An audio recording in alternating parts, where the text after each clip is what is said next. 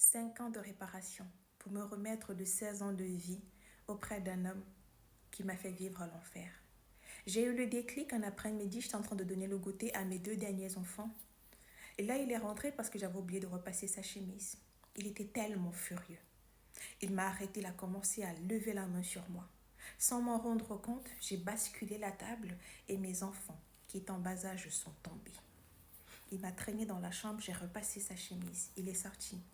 Là, quand j'ai vu mes enfants, je me suis dit non, on mérite mieux. J'ai plié les bagages de mes enfants. On est allé chez mes parents le même soir. Quand ils m'ont vu, ils n'ont pas posé de questions. Ils ont ouvert la porte et on est entré.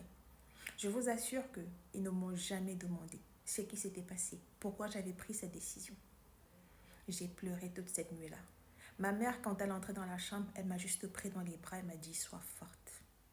Le lendemain, mon père a appelé mon ex-mari pour lui dire « Ta femme est chez nous avec les enfants ». Il a débarqué le soir même pour dire « Tu rentres à la maison ou je t'abandonne avec les enfants ». Je l'ai regardé, je lui ai dit « Je divorce. Fais comme tu veux. Si tu veux, tu prends soin de tes enfants. Si tu veux, tu disparais. » Et il a disparu pendant 3 ans. Ces 3 années ont été les plus dures de ma vie. Parce que je ressassais les 16 ans de vie qu'on a passés ensemble. Les frappes, les abus, les insultes. Je faisais des cauchemars, je me réveillais des fois en sanglots, je hurlais. Maintenant, il fallait que je sois forte pour mes enfants et moi. J'ai commencé à travailler.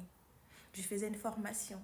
Un matin, au bout de 3 ans, je vous assure, je me suis regardée dans la glace et là, j'ai vu une femme. Une femme qui s'est souri pour la première fois en 3 ans. Une femme qui s'est appréciée. Une femme qui s'est trouvée belle. Cette émotion que j'ai ressentie m'a fait appeler ma cousine pour lui dire on sort ce soir. Je suis sortie ce jour-là, je me sentais légère et j'ai compris après 3 ans que j'avais pris la bonne décision. Il fallait que je parte pour nos enfants. Quelque temps après, il est revenu pour dire qu'il allait prendre soin de ses enfants. Je suis sortie, je suis allée chez un opérateur, j'ai pris un téléphone, j'ai pris une puce, j'ai pris un abonnement, je suis venue avec et je lui ai dit « Tu n'appelleras pas sur mon téléphone.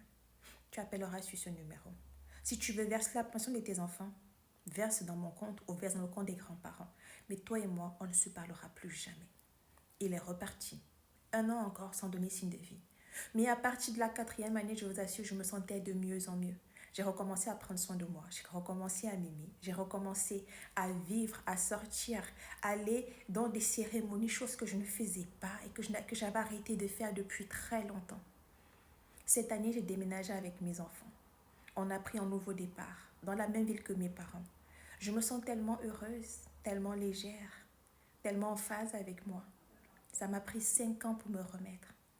Mais je sais aujourd'hui que j'ai pris